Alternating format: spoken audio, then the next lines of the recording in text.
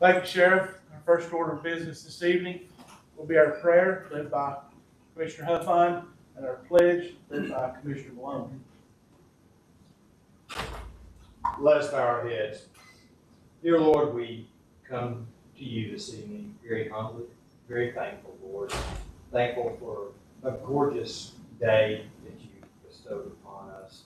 Let us use this time of year, the spring, to revitalize ourselves, rededicate ourselves to do your will, Lord, to do your work.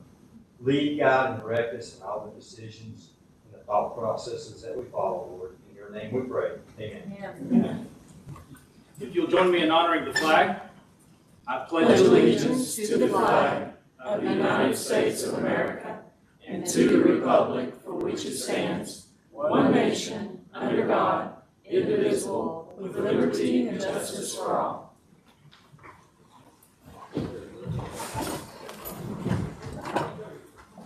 Madam Clerk? Madam Clerk, if you'll switch to the roll call screen, please.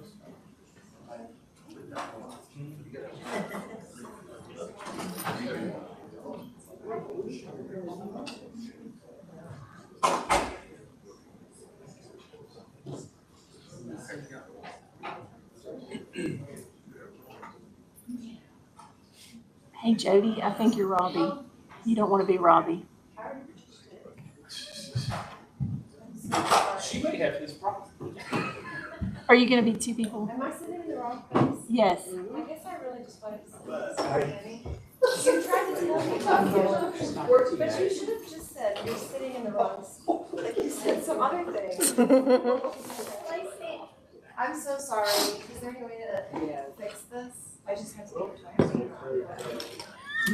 No. This is so hard. We won't make you do that. She has to go back out. And come back in. All right. Really great start here, folks. It's okay. All right. Thursday. Jody, go ahead. We need your jump drive. What's the one? I think- will automatically log in. You're going to do the Washington County employee link, and you'll automatically join. Yeah, Brad's is already on there Oh, too. well, that's all, that's all. Oh, that's all Brad's? I don't know. Okay. Do you have a 9-volt for Greg's mic? I can give him that.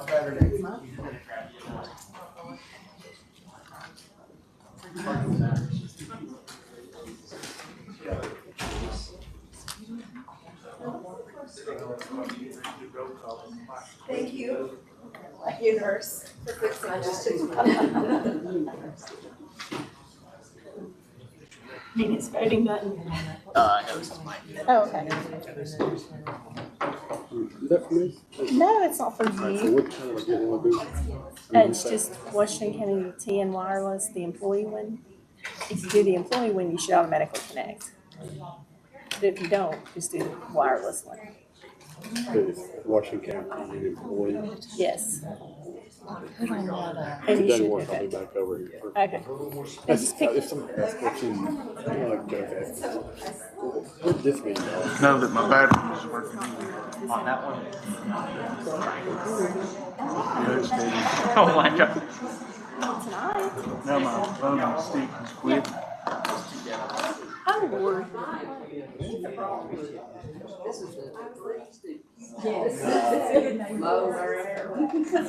just 5 o'clock is a little rougher on people, I think. What? Because yours are hot.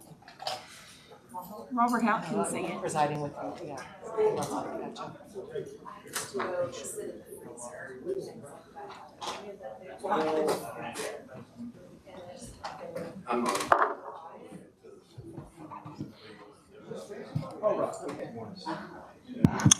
All right, Madam Clerk. We only have 7 present and 8 absent. Madam Attorney, I don't think we have a quorum. You do not, Mr. Chairman.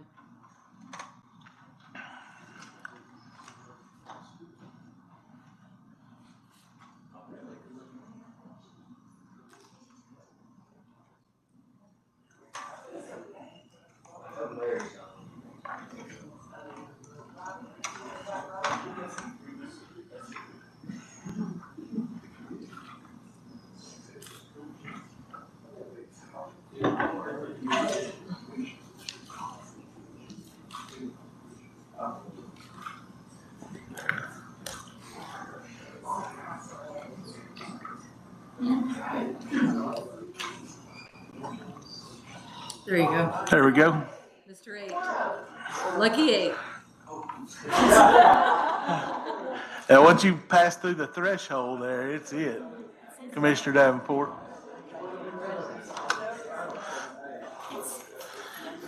Madam Clerk, we may have to switch back to the roll call screen and take another head count. Do you think? Okay. All right, now we do have a quorum.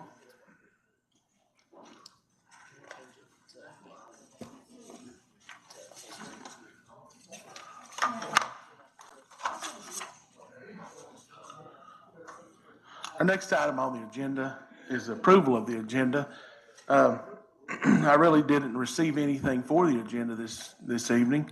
I did add the discussion of those budget items that we had discussed at our last meeting.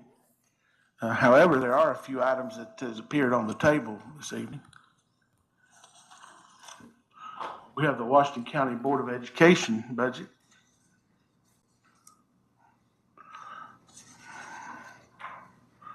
We also have some special appropriations requests for your review.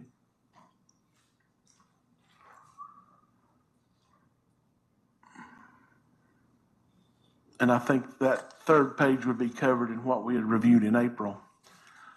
So do I have a motion to add these two additional items to the agenda? Motion made by Commissioner Huffine to add those. Do we have a second? Second by Commissioner Williams. Any discussion or questions about approving these items to the agenda and approving the agenda as amended?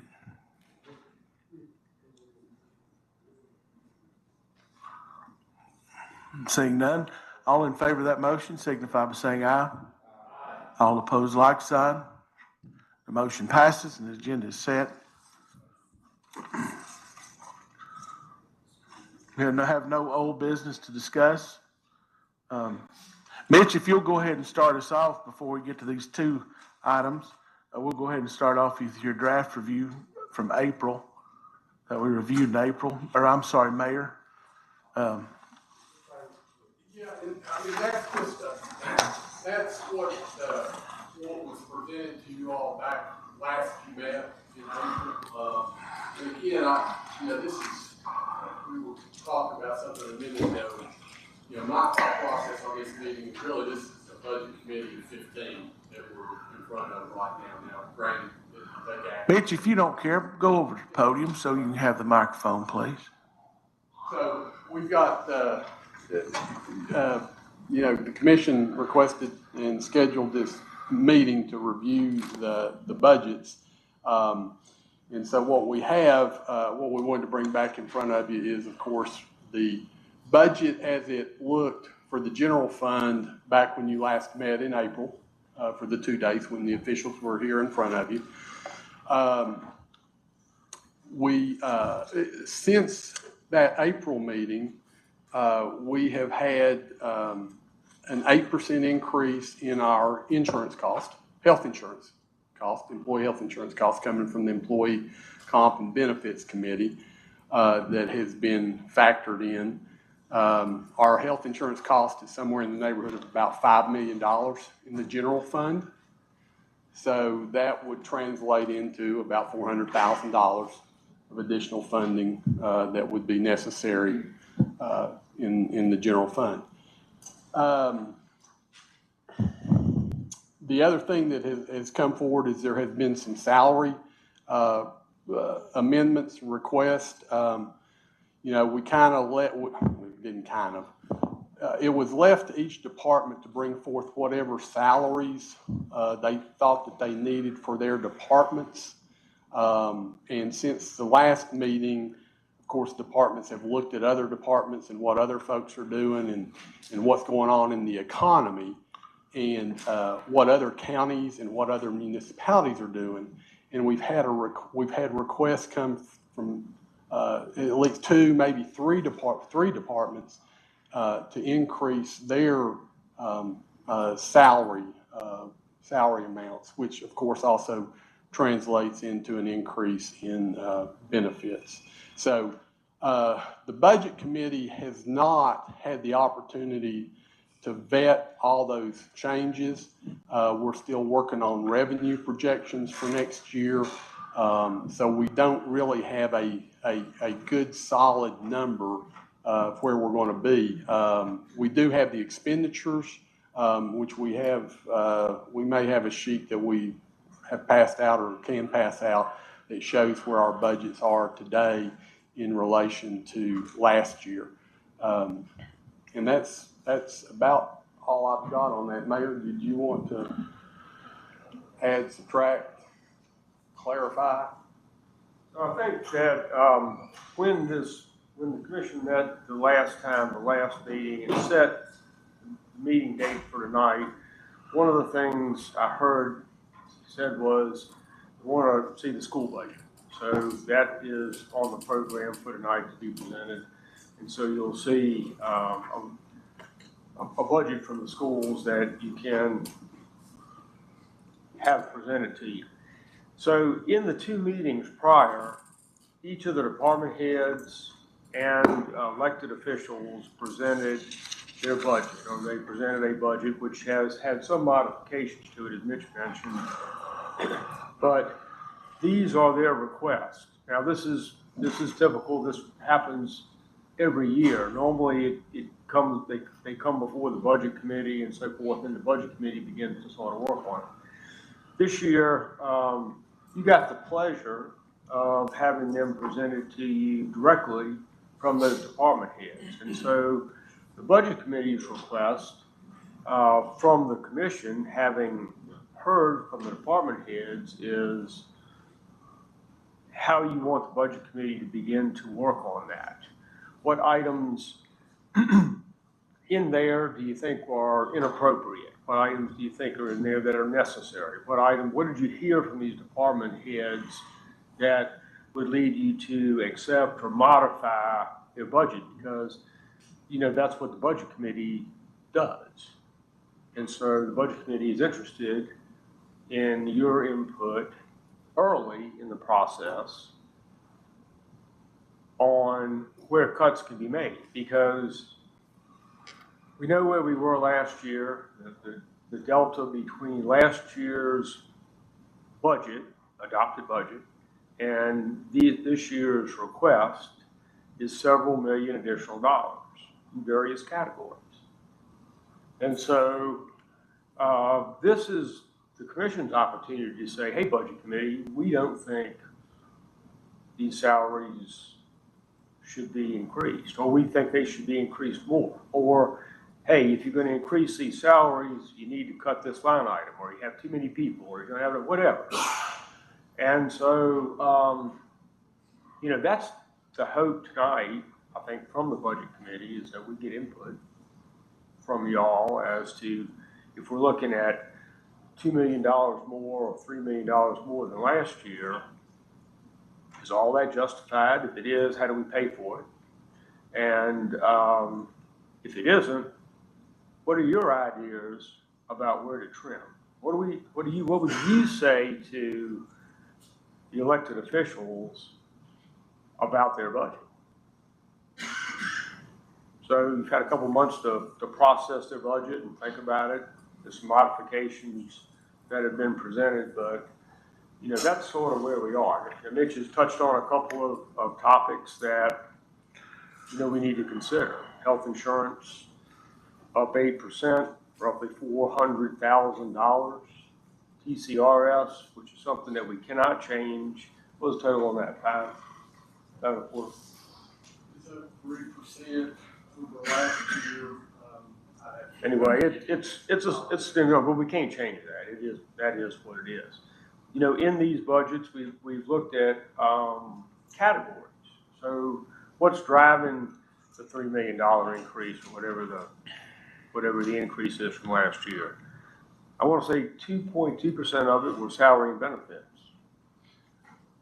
What we did ask the office holders and department heads was to say, what do you feel like you need in your department to keep your people? Because we know that if we don't pay our people a competitive wage, then, and we lose them, then those people who come in to replace them will probably get a similar amount anyway, plus they're untrained. So there are, I won't say hidden costs, because that's sort of a cliche, but there certainly are costs associated with bringing in brand new employees and having to train them. I think most everyone sitting around this table has had to deal with that. And what service levels change because of that. Anyway, so that's really all I have. I guess we sort of open it up to you folks to say, we can go department by department. I think the summary in there, sort of highlights the departments without all the detail. I've got some of the detail with me if we need to drill into it. Mayor, what they've got, this wasn't on the table, this is where the budget is today. Like I said, what you have, house numbers you're talking. But these are the expense numbers that you're looking at. You see a summary schedule on the second page, summarized by category: personnel costs, benefits,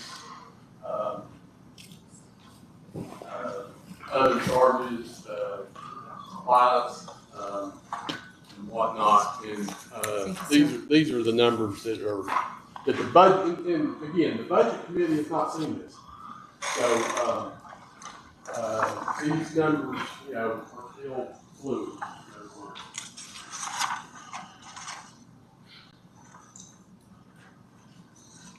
So what, the second page, I'll walk through it real quick. The second page just breaks down those costs by, by category or object, if you will: personnel services, benefits. And as you can see, we've got a 14% increase over last year's budget in salaries and wages. Now it's labeled page 1, so, but it's the second page, the back of the front. Benefits have increased 12%. And then the other costs are relatively benign. The very last category, capital outlay, that significant decrease is essentially made up of the Washington County Industrial Park 37-acre site project, which you all budgeted for a few months back. And of course, it's not in next year's budget. Talking to the purchasing agent in Alicia Summers, that the bids on that the bids on that will not be let this year. So essentially, we're going to have to roll those budget numbers over to next year. And then the remaining pages are the summaries by department of what each department has requested. And then if you want to see what the amounts are as they relate to personnel or benefits, those are the last 4 or 5, the last 3 physical pages.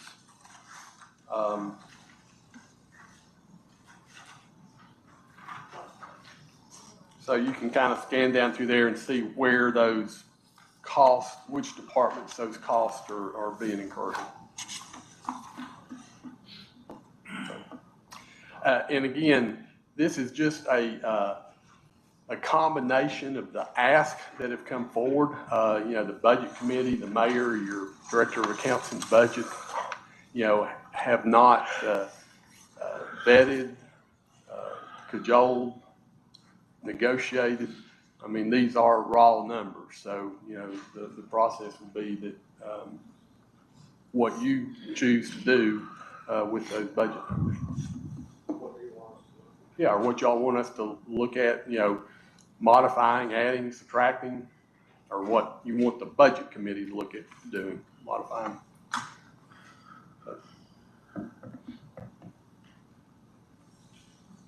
Commissioner Blow? Just a quick blush, just a few questions, but so the item that was at our seats tonight was what we had reviewed in terms of all the requests from the office holders and departments. we reviewed in April, but it was the budget at that time or the request. And so that one is dated March the 23rd. The one that's now dated May the 18th today, is about $1 million difference. So you're saying on the expense side, the budget's grown $1 million since the initial submissions and today. Yes. And I At know least. we're seeing just the expenses and not the revenue side, but like just as a thumb through here, one of the items that has increased $100,000 basically is courtroom security. I know there may be an offsetting grant on the other side. I'm not sure, but courtroom security is going up $143,000 where it was a much lower number based on the one from March. Is that tied to a grant or do we know? I'm not aware of any grant funds for that. I wonder what that increase is for. Well, I would suspect that sheriff could answer that, but I think it's primarily personnel costs. The sheriff's here with us if you want to bring him up in a little while or whatever you'd like to do, Commissioner. We can get you an answer. I don't have that answer right off the bat. We had it laid out before. I would assume that would be salaries. I would assume that would be a salary increase in courtroom security, Sheriff. Because that was added to each line, whether it be courtroom security, detention officers, control officers, each one of those lines went up. That's what it looked like to me is, if you look at the April one to this one, it looked like that each one of those line items had been Thank you. increased. My only other question, Mitch, I was curious, the information you shared earlier, and thanks for the email with the projected fund balances. Mm-hmm. But the general fund, where you're kind of projecting it to be at June 30, I was curious if that included any special funds like the opioid settlement money. Yeah, I footnoted that on the bottom of that. Oh, I see it now. Yes, I see there's it. $4 million of, yes. Yeah, I see it now. So that is a little, we need to keep that in mind because that's not general fund money that's gonna get used for general fund expenses. It's likely to get used.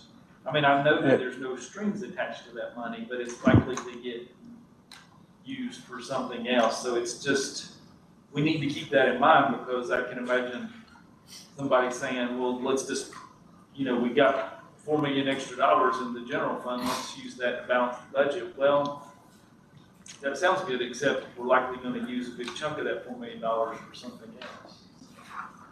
Thanks, I just wanted to be sure. I apologize, I didn't see it. Does any of that ARPA money reflect in those numbers? In these numbers, it is not. And of course, you all have already made the decision to claim the ARPA money as revenue loss. Mr. Williams, back to your first question on courtroom security. And I don't know what the change was, but in the budget number that's before you tonight, that number is $885,480. The number that was used in the March presentation was $804. So that's about an $80,000 change. I'm not sure what 143 is, but that's 143 is probably from prior year or something. But no, the 143 is the total increase. The proposed increase from March was 8% or 62,000 and changed since March to May. It added $80,000. Exactly. So It sounds like a person, and it could very well be the person that we are proposing for this courthouse. I'm That not could be. saying it is, but it's possible. So just the proposed increase went from 8% to 19%. Correct. I'll go back to Arbor. Looking at the report we sent out today, your projected fund balance of June is 3.8. In the ARPA fund? Yes, sir. Best guess at this point. Well, we know what we've received. I mean, and what that number is minus what you have contracted and issued purchase orders for, and committed, yes. We've received about 11. Actually 12 and some change. was the first tranche of money that we received under ARPA, was a little over 12 million. I didn't bring the April financials, but that's in there. So we received a little over $12 million in ARPA funds. You spent, funds with the town of Jonesboro on water line, equipment. I think the purchasing agent has gone ahead and created the encumbrance, if you will, the purchase order for the broadband and the Appalachian Producers Cooperative, which those funds can't be expended, of course, until until the county attorney reviews them and makes sure that we have all the documentation and memorandum of understanding and agreements and all that. So that answering your, I mean, I don't know if I'm answering your question or not, but yeah, out of the ARPA that you all haven't committed to anything yet, in essence. That sort of goes to Commissioner Malone's question there.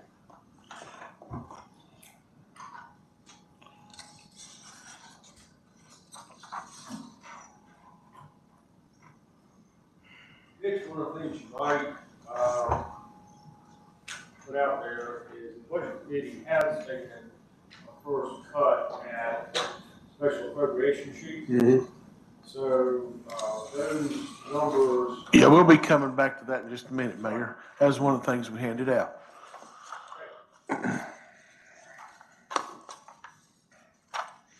All right, any recommendations or anything for this budget for Mitch? He can take it back to the budget committee.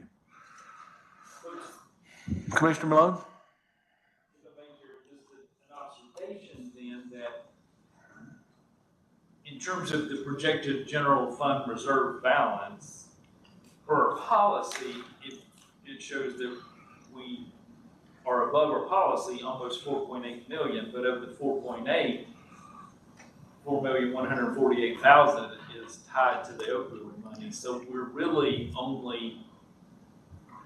Once the commission makes that commitment, then yeah, I mean, once those funds are restricted, then that would be what would fall into the policy. That Endo lawsuit out of Sullivan County, those funds are not, there's no restriction on those opioid funds. Now, the other suits that are in process in the money that's coming from the state, there are restrictions on that. So, it's up to this body to determine how they want to use those dollars that are unrestricted. Well, just when you do the math and remove those dollars, assuming they're going to be used for something else, we're just barely above our reserve fund policy. Correct. Thank you. And that is without we did not project in the need to transfer any funds into the general fund as you budgeted for last year to help fill the gap. So. And just for remind me, we had a similar gap last year, am I right? 4? 4 million. So, what did we do? We used fund balance and we budgeted about a $2 million transfer, right? $2 million transfer from capital projects. From capital projects. From capital projects. That's the transfer he's saying. Have not occurred, and we're hoping that we don't. Projecting it without that transfer. Mm-hmm. Without the transfer. Because if we're meeting our reserve, there's no reason to make that transfer. Right. But that was a solution that seemed to work for all of us last year, so it could be a solution this year. We had a gap last year. What was that, Mayor? We had it. I mean, we're really trying to focus on the increase over the last year on the expenses. Right. Yeah. Tonight we're looking for input on how to deal with that, and if it's okay, Yeah, if you held everything constant, if you didn't have any increases, you'd have about a $4 million hole. Okay, so what the mayor's saying is what we got to do with this year's delta. I mean, one of the reasons I thought we wanted to meet was to be able to look at each individual budget and question the increases. So we fully understood that, and then we see where we're at as far as how much funds we have and what next year's budget is, and what that gap is. But the first thing that we're doing here is just looking at the increases or whatever line item there is and question those and see if they need to be up or down, and fully understand the increases, or even look at it and say we should be less than we were last year. Right, instead of problem solving the gap. I think that's the exactly budget what, committee will be looking at, so, yeah, so we can put that would be great. yeah, I mean, it's things that this body would like to see either added to or taken out of the budget from what's been presented to you. Now, obviously, you'll get another bite at that apple come, the time when the budget committee does bring forth, a recommendation, so. Commissioner Malone? So to that point, I guess to focus on the expenses, and I think if I understand what you said earlier, and page 1 of the handout, it gives a summary of where those increased expenses are. On the personnel services, that's the salary item with the benefits below, a 14% increase. That's just what the departments and office holders have requested. There isn't necessarily a consistent stream of a 5% increase or anything like that. It's just what the office holder has requested. But on the whole, when you add everything together, just a salary line item alone is a 14% increase. Over that line, within that salary line. Thank you.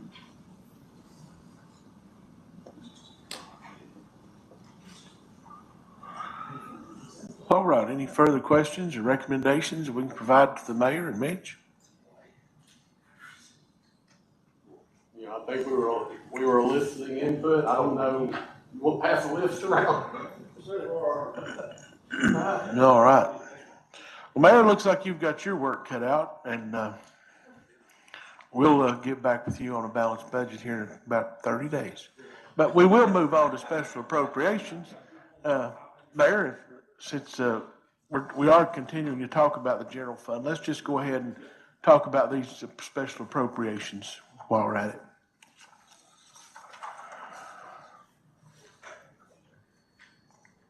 Do you have that list?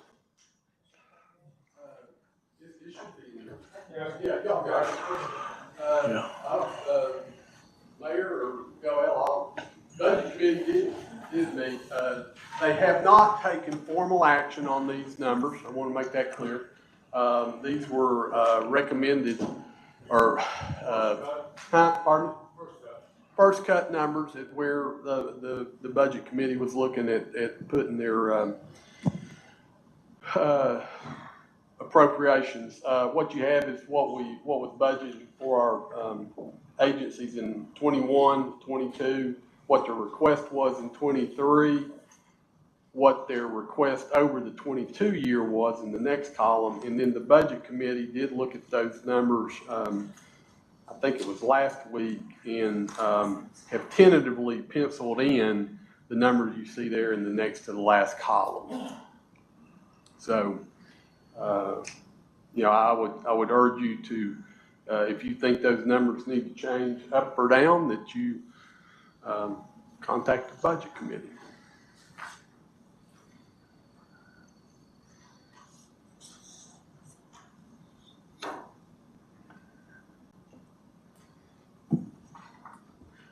There were, I will add, there were, and it should be in your, I don't know if it got attached to the agenda, but it was part of the budget committee information last week. There were, I think, 4 agencies that had not submitted their request at the time we looked at this back in March. And so I've added their request so you can read what it is they're wanting to use their money for, that we didn't have it at that point in time. Case in point, probably the Jonesboro Senior Center and the Johnson City Library too, that are top of mind. I think there were a couple others in there as well. But I haven't looked at the agenda for next week's commission meeting. I'll look. If it's not there, I can send that out to you. Yes, ma'am. Johnson City Library Board. And it's very impressive since COVID's over. The children, particularly as well as the adults, are flocking to the library. And the playground in the park right across from the front door is being used for outdoor storytelling. Very successful. So y'all might get a pleasure out of looking at these. All right. Anything else on special appropriations before we move on? All right. Seeing nothing on those, so those are not final numbers. We'll be waiting to you get those ironed out, Mayor. And we'll just move right on to the School Board of Education report.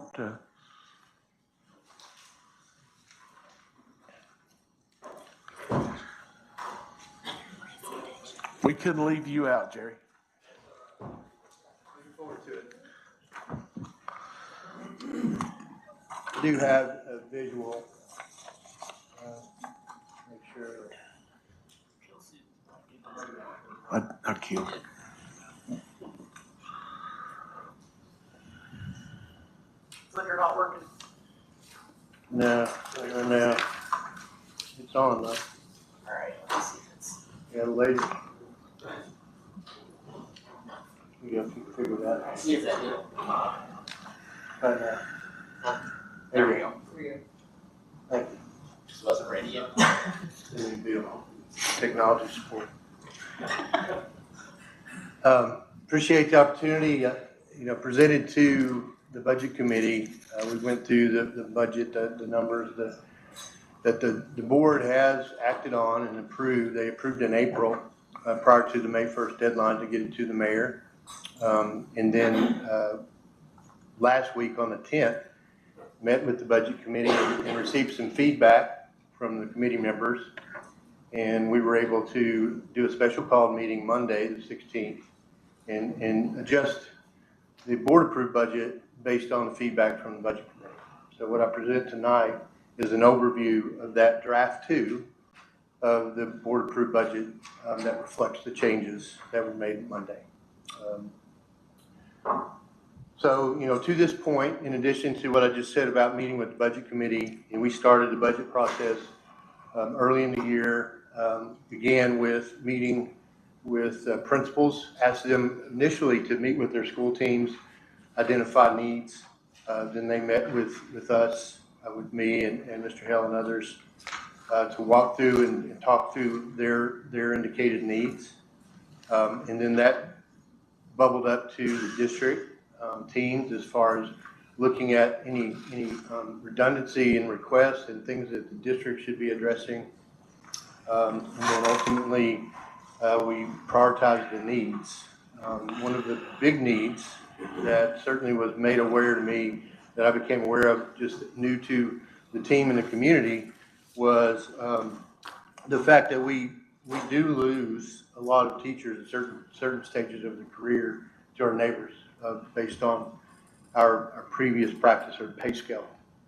So increasing teacher salaries, specifically teacher salaries, was a big conversation that drove the decisions that ultimately have been reflected in the board approved budget. And I just want to walk you through those things, and certainly any questions at any point, stop me at any time, please. What you have in front of you, Mr. Hell's prepared just an overall summary. So it's a 2-page summary that has revenue and expenses and totals. But then also the detailed budget items are in the sheet, several sheets of paper, several pages. In the far right column, the highlighted column, is the FY23 numbers that are reflected in the approved budget by the board. And that's what I'll be walking through. I do want to point out too, in that conversation with our principals based on their school level discussions and identification of needs in the district, just to give you a general idea, from the schools, based on their areas of need, including additional personnel and resources, they identified $4.5 million worth of additional costs. And then in addition to that, from the district team perspective, outside of the school's requests, the district team looking at resources and personnel requests from the district teams, that was approximately another $2.5 million. So just those requests alone were about $7 million. And that was prior to any discussion about raising salaries. So what you will see reflected is a process by the board of prioritizing and understanding we can't do everything in 1 year. But the great work that our schools did and others in bringing those needs forward will just drive our discussions in the future. But this year's priority was very specifically focused on salary and wage improvements to make our school system competitive. The top priority was our teachers, but it also impacts, the proposed budget impacts our other certified staff that are not in the classroom, the administrators, as well as our non-certified classified staff, our IAs and our school secretaries and our bookkeepers and our bus drivers and our school nutrition and so on and so forth. So the proposal in the approved budget certainly has a big impact on all of those employees. So I'm going to start out with revenue. So looking at revenue and the various sources of revenue that we have as a public school system in Tennessee, part of it, this is really just looking at state and local revenues. And you're well aware of all of that. In Washington County, like every other county across the state, we have the local revenues are primarily, there's some small revenue funds, but primarily it's property tax and local option sales tax that comes to the schools that we, of course, share with Johnson City. But in Washington County, we serve 16,000 students total between our two school systems. So the county has a really big responsibility and a big commitment to students. And so our revenue, you see, just based on a pie chart, the BEP funding, currently BEP is still in effect. This next year is the last year, according to what was passed in the legislature for the basic education program, funding program that we've had since 1992. We'll be transitioning in fiscal year 24, which is school year 23-24, to the new funding model, Tennessee Investment in Student Achievement. But for this year, looking forward, 51% of that, for the most part, comes from BEP funds, of that $74,966,092.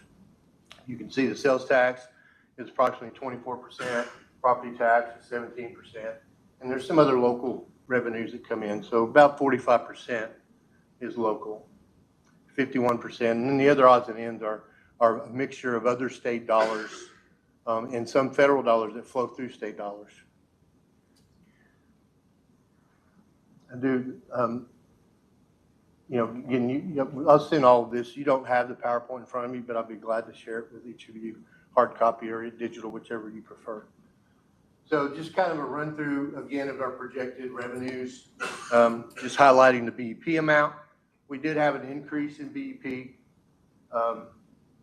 from previous year of approximately a little over $700,000 for this year.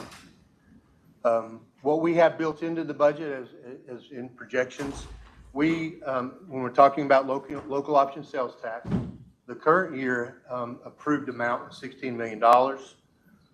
What we have projected based on very conservative projections, the actual revenue from local option sales tax for Washington County Schools, Washington County Board of Education this year is going to land somewhere around $20.5 million.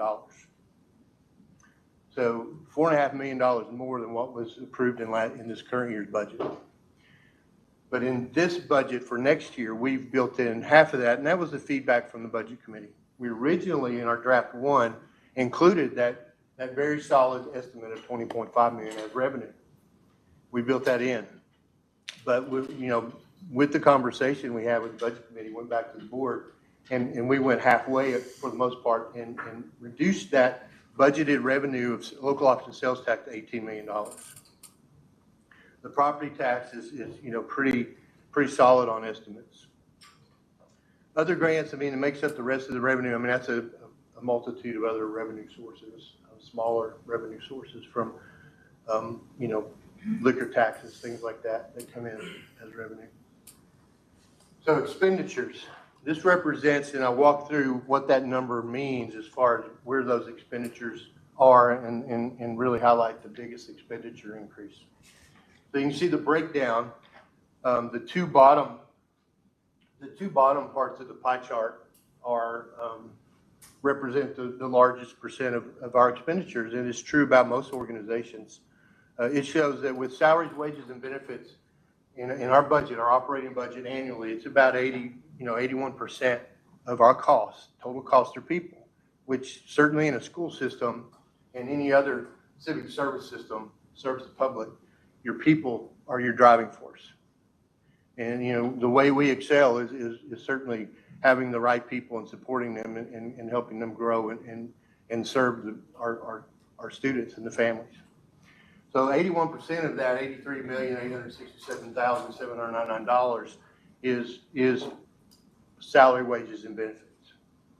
All the fixed costs associated with wages of being an employer. But you can see the other charges, very small percentages that's left in contract service, utilities, other charges, and materials and supplies and so forth. You can see the smaller percentages there reflected in the pie chart. So just to walk through other increases not related to personnel, we'll start with those that are just rolling over to the year and the cost of doing business in today's times, just maintaining. We saw a total increase of things that are close to $1 million, but as you can see, $906,000.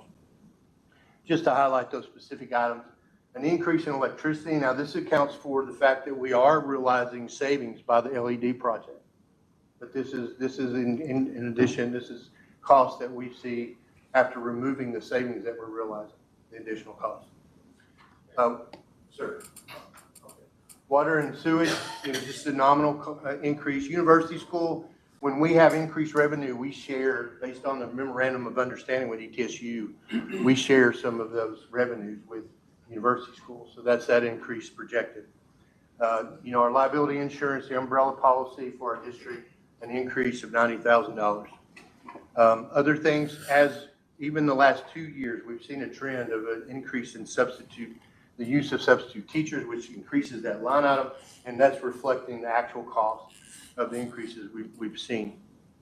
The commission, when our revenues increase, our trustees commission increases. And then propane expenses and diesel fuel expenses, you can see.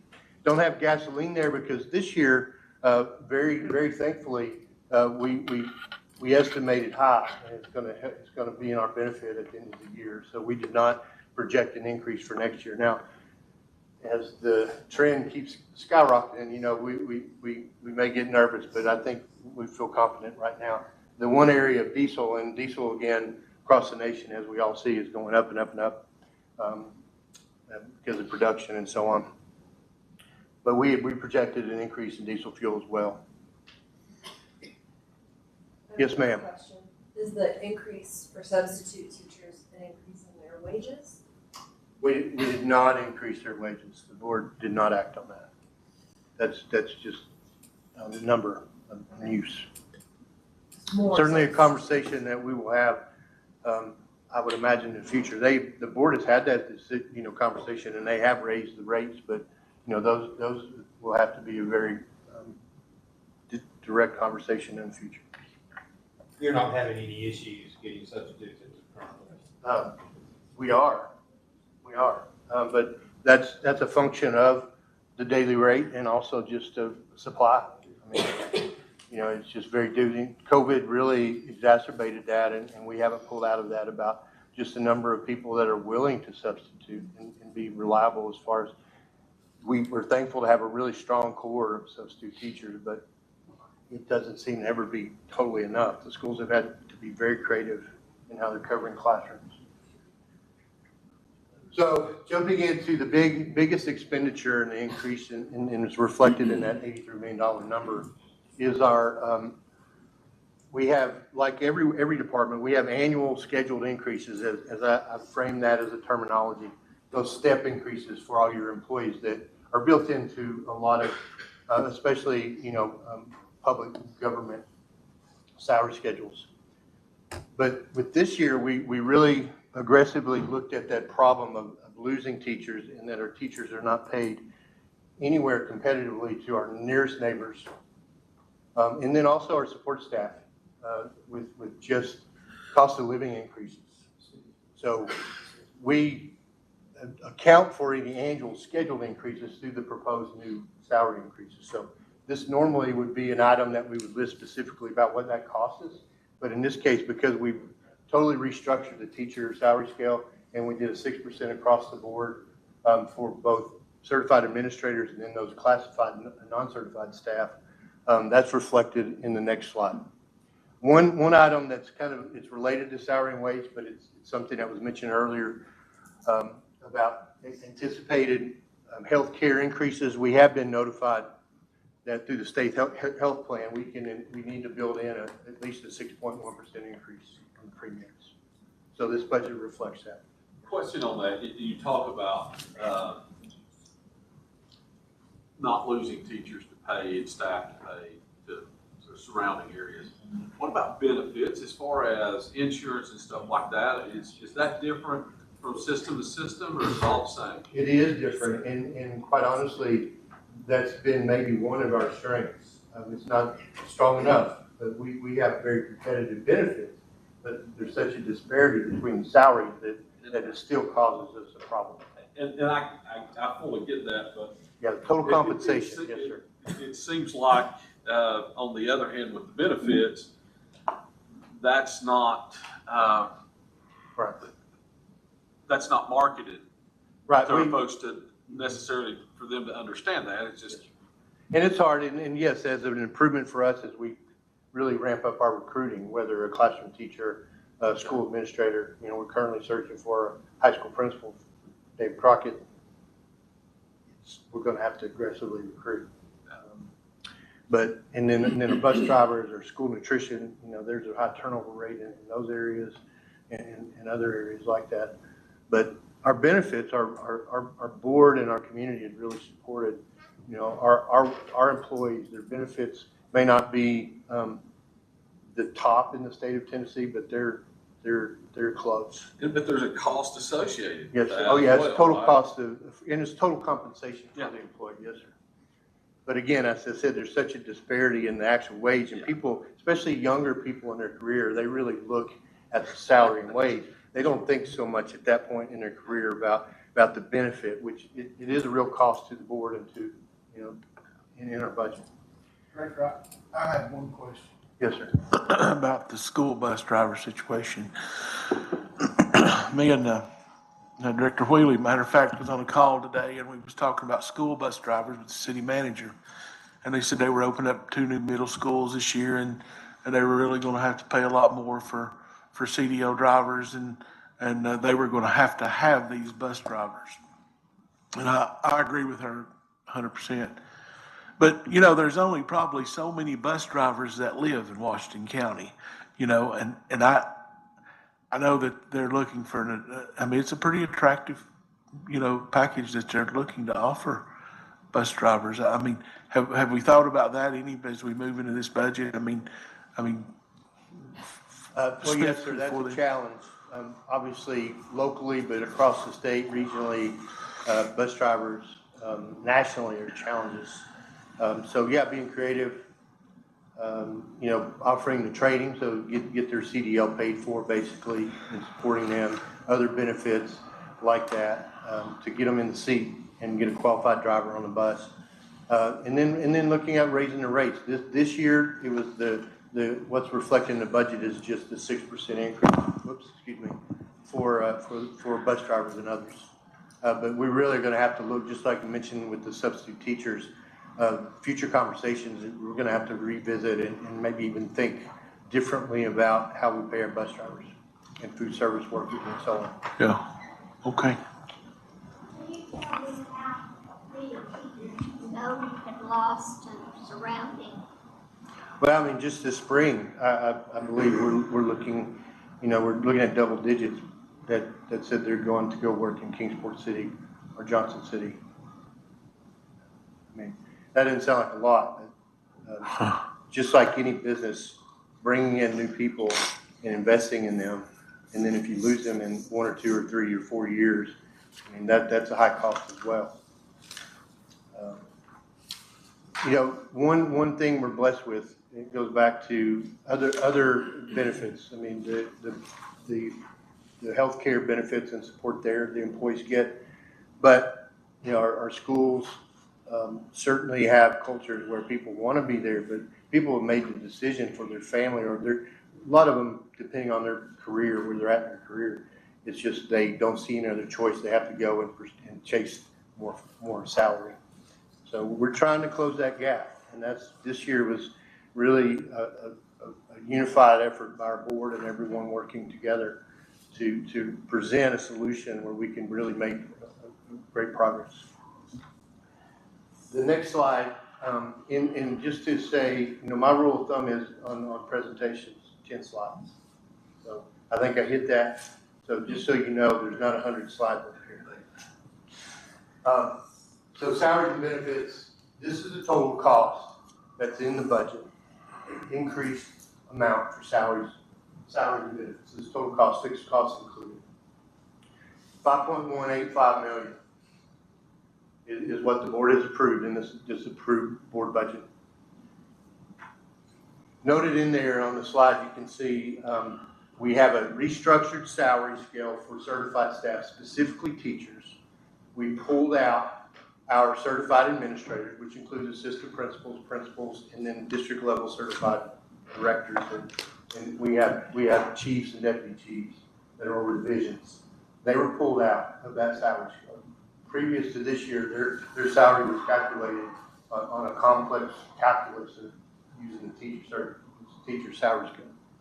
So we based their 6% increase and others, the certified administrators, and then all of our classified and non-certified staff, on this year's wage and salary with a 6% increase from that. But the teacher salary scale, everyone that would be considered a classroom teacher in a school acting in a capacity, serving as on the teacher scale, there's a whole new scale, and I have a comparison in the next 2 slides to show you the change. But you can see the cost. So the total for the certified salary scale reconfiguration, recreation, basically, is $4.4 million, $4.339 million. The 6% increase applied to the certified administrators and our classified non-certified staff. You can see those costs for the administrators, it's $151,000. For our classified non-certified, it's just over, almost $700,000. So what does the restructured teacher salary scale look like? So most of our teachers, of those that would be classified as teachers on this scale, just under 570, fall in bachelor's level. Everyone has to have a minimum of a bachelor's degree, a 4-year bachelor's degree, in the training and pass all the tests to be a certified teacher in most cases. So the majority of our teachers are bachelor's and master's level. They went and got an advanced degree and master's degree. So I'll show the comparison of the changes. The far left is the existing salary schedule. Year 0 is the beginning teacher, their first year as a teacher in the profession. And then as they progress in their career, I picked out year 10, 15, 20, and 25. I picked out year 10 because in the current schedule, from year 9 to year 10, there's a built-in increase. But after year 10, in our current teacher certified schedule, from year 11 to year 19, there's no increase built in. So those people that are at that point in their career, where they've worked out their craft, they've gotten experience, they've probably taken on leadership roles, they've really, they've mentored other teachers, or they've been mentored for several years by strong teachers. Then they're in a place for 10 years almost where they don't get an increase built into their salary schedule. And I realize in the private sector that may not mean anything to some people, but in the education world And in salary scales like this, you typically have an annual increase built in. It's uncommon comparing when we look at other salary schedules of teachers across the state. So we wanted to address that. And this is the bachelor's level. Their lane is their education level and determines, where they start and how they progress based on degrees.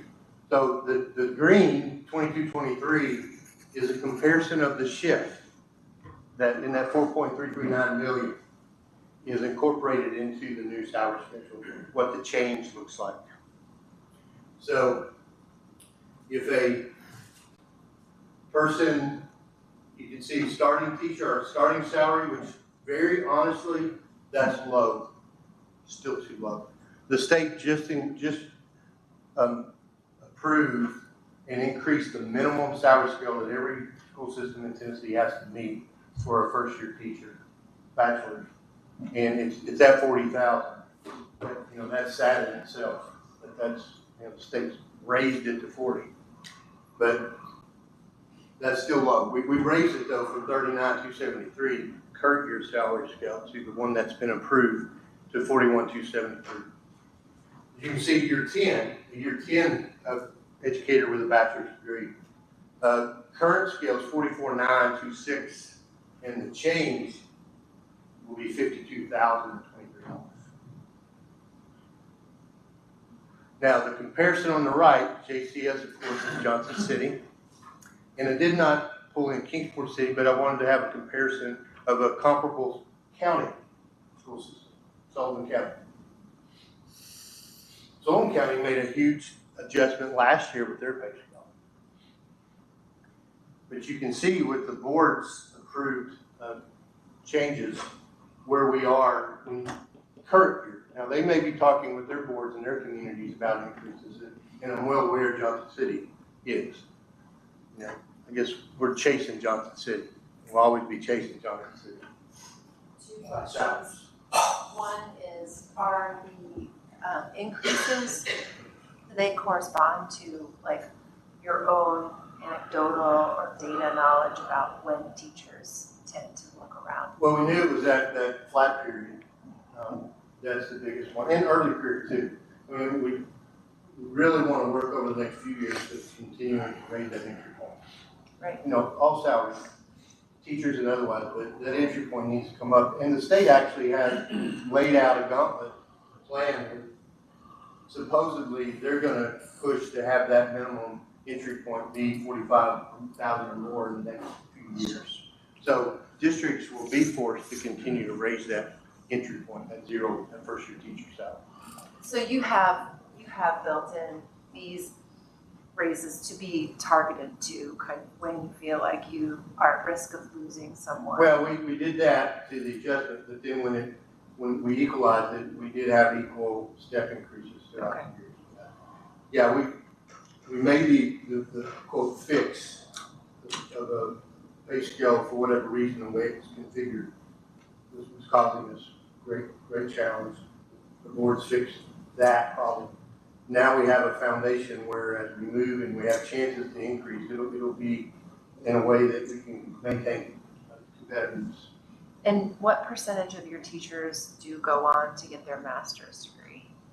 Well, right here is, you can see at the bottom I put of the 567 teachers, this reflects 208 with bachelor's. I didn't see that. So the next slide is our masters. Okay. And of our employees, 48% right now have a master's who fall in that category.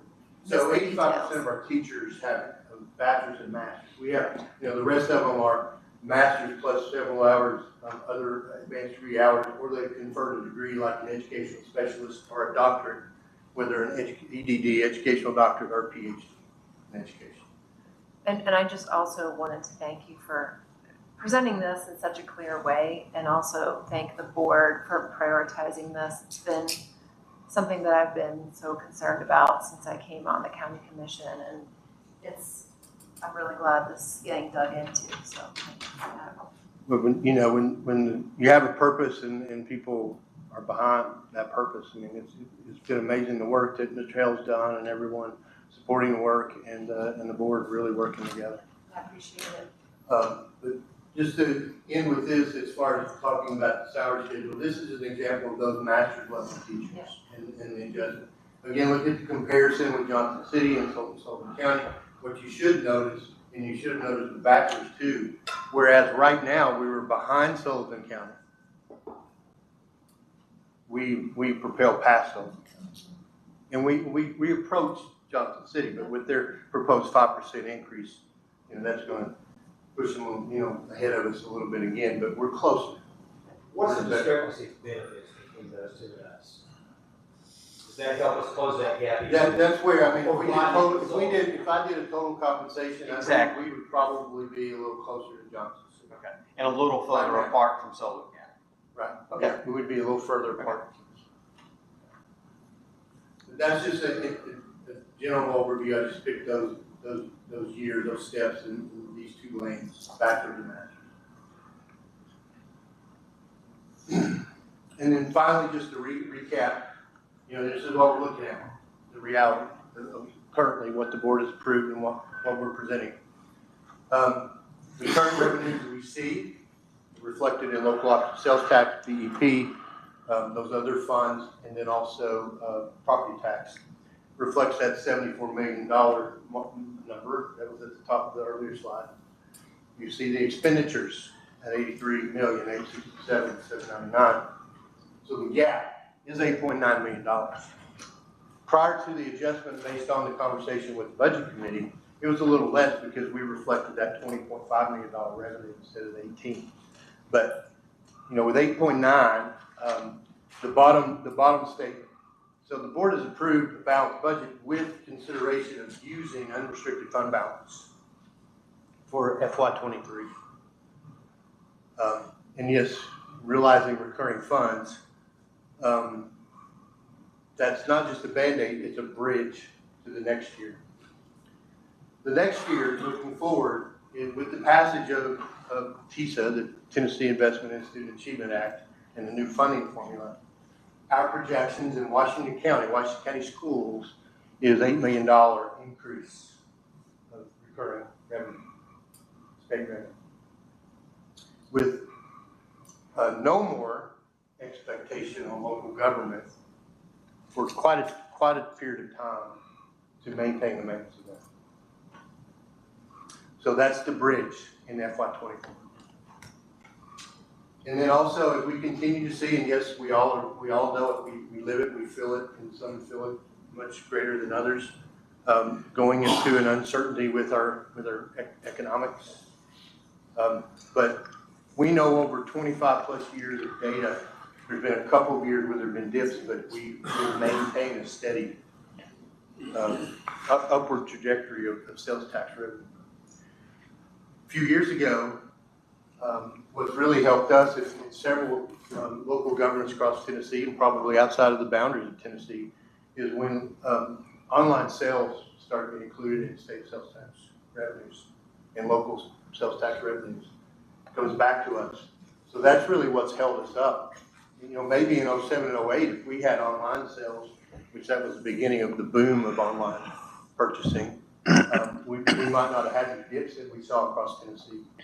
People were running to the internet to save, to get around sales tax revenue, because your money didn't go as far as it used to because of inflation, like we're living now. But anyway, just those two things with TISA, the new funding formula, and then also just knowing that Washington County is strong. I mean, we're going to hit some bumps, but we're very strong and thriving, and we know that it's not a guarantee, but we also know that that multi-year, multi-decade projection is pretty conservatively reliable. So with that may be slide 10, it might be 11. Questions, comments, recommendations? The teachers children had reduction tuition for attending a state school. That's in the law, yes, ma'am. About 25% for dependent on the children. Their first generation.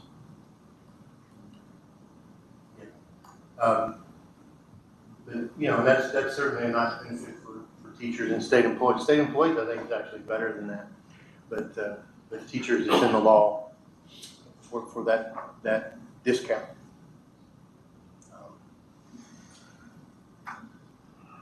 Any other questions? Yes, sir. Commissioner Blunt?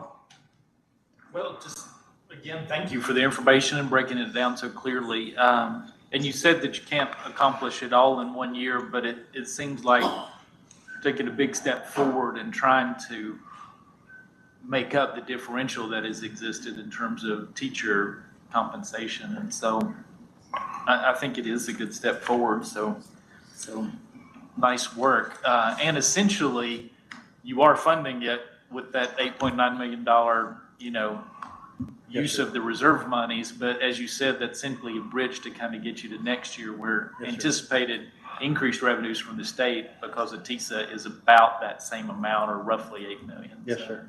Okay. Yes, sir. And I mean, it is good to see that we're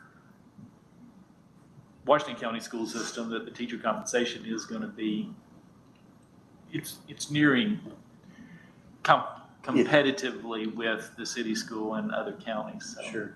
And just like, you know, with our law enforcement and other entities that serve the public, I mean, it's becoming harder and harder. So, I mean, it's going to be a continued conversation, not just for teachers, but for all the groups. People serving the public, comes with it certainly some securities, good benefits, usually.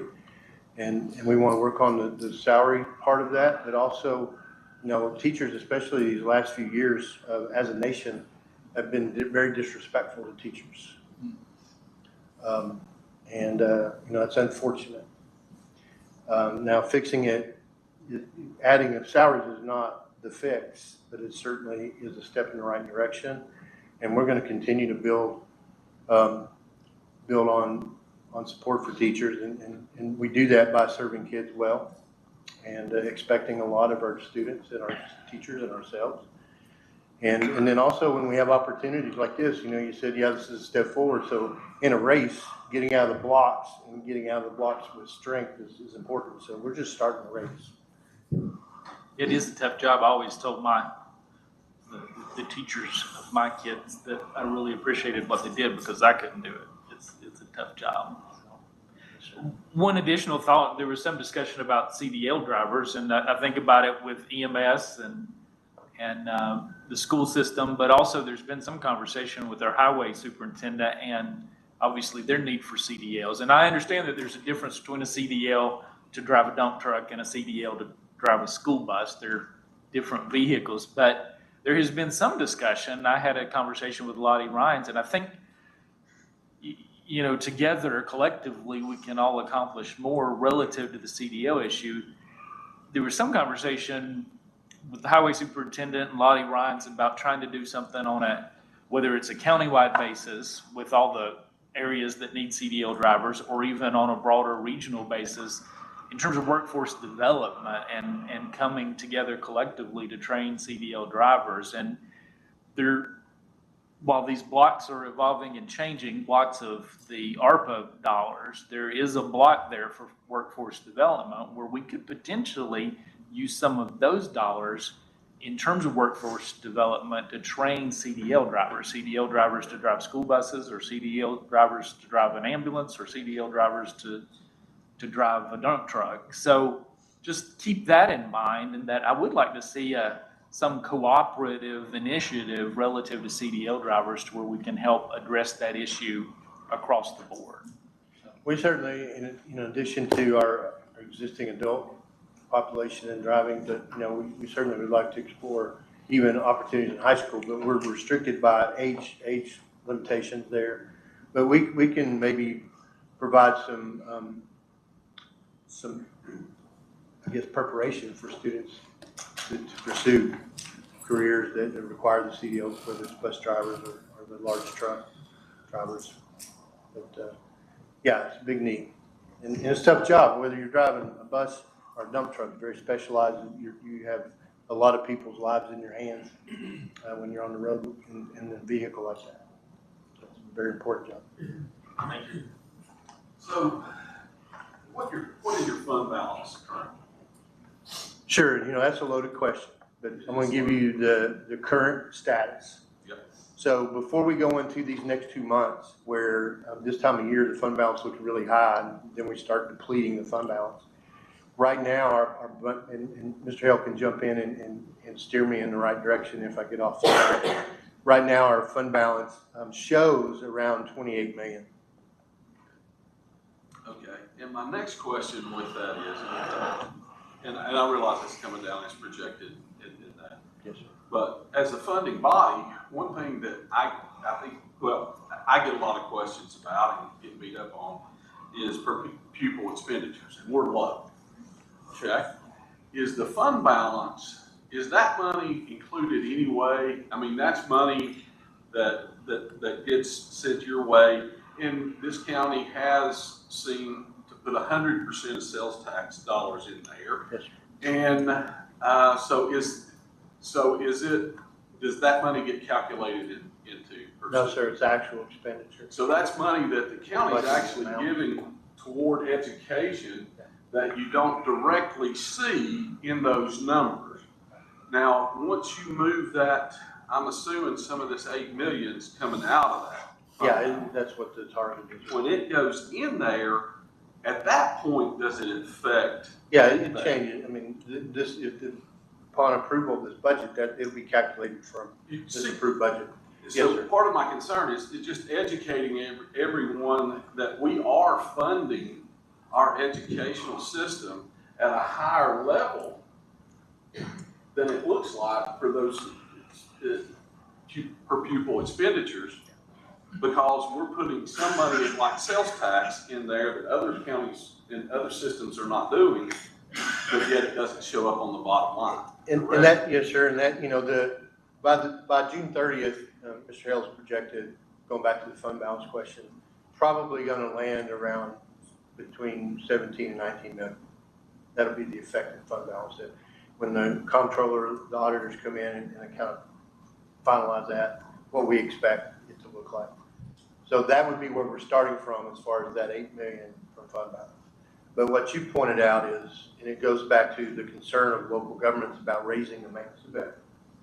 So we have this revenue, but it's not been budgeted in our operational budget, so it goes into our fund balance. So that's another reason why we're very confident, the board's very confident in, quote, balancing the budget with fund balance, because it is a revenue source, it's just not in the approved budget. Now, like you said, once it's, what the end result is, whatever that amount is, that is finally approved, that's where that per pupil expenditure calculation will come from. But we want, I mean, we would love, our original proposal was 20.5 million, but we understand the reasoning why the conversation went to, could you bring us back something with that project, or that sales tax revenue incorporated to be a little lower? Especially looking at our current economic stat, in the nation and the trends. So, that was the good faith effort the board made. But if that 20.5 million would have been an approved budget, then that would have increased the per pupil amount as well.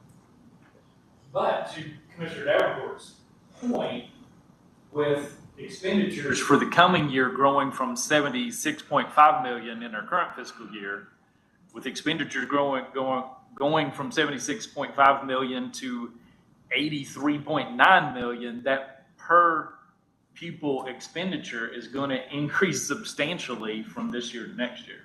Yes, sir, it will.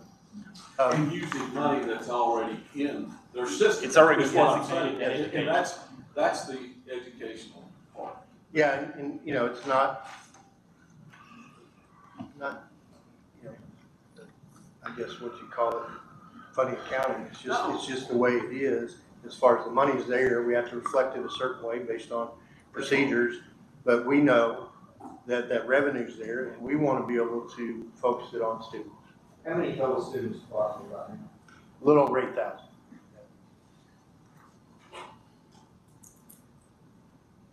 So yeah, I mean, and then there is an addition, I think, in that what they report on the state report card for per pupil, that also includes the State Department of Education's budget divided out by the 145 districts, or by 1 million students. And that's added into each district's per pupil. But that's kind of what gets out there, and that's what you're measuring on. Yes. So, Yeah, and then just as Mr. Malone's point, yeah, with that, and with the understanding maybe other districts don't make as much of progress as we're able to this year. If it's a thought or concern about rankings, it's gonna propel Washington County up, higher in the rankings as far as per pupil expenditure, because the margins are not really great. You can go from 80 to 65 and just making a small increase if the others don't. Assuming the people, the count doesn't change a lot, it takes us above $10,000 per pupil expenditure, and it's almost $1,000 per pupil. It's changed, so, I mean, it's a huge stride, and it's a bold move, I'll just say, on behalf of the Board of Education to get 1 year ahead on this new funding formula. Jerry and Team Golden did a great job, and the teachers put this together. Well, again, teamwork, and includes our board, our staff, everyone in our schools, also all those that support everyone in the schools, and then our commission, and many others, team effort. But we certainly hope the full commission considers everything, of course, and we feel really confident, it's not just the right thing to do for our students, but we really have an opportunity, really an unprecedented opportunity to make a huge impact on our teacher salaries. Any other questions? Right. Thank you all. Thank you so much, Director Board. We appreciate you and the school board coming this evening.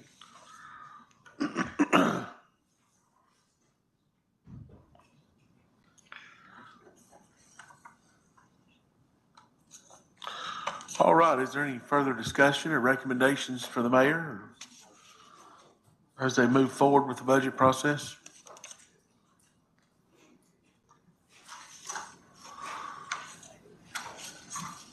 Seeing none, do I have a motion to adjourn? Motion to adjourn by Commissioner Jones, seconded by Commissioner Huffine. All those in favor of adjourning signify by saying aye. All opposed, like sign. The motion passes. We're adjourned.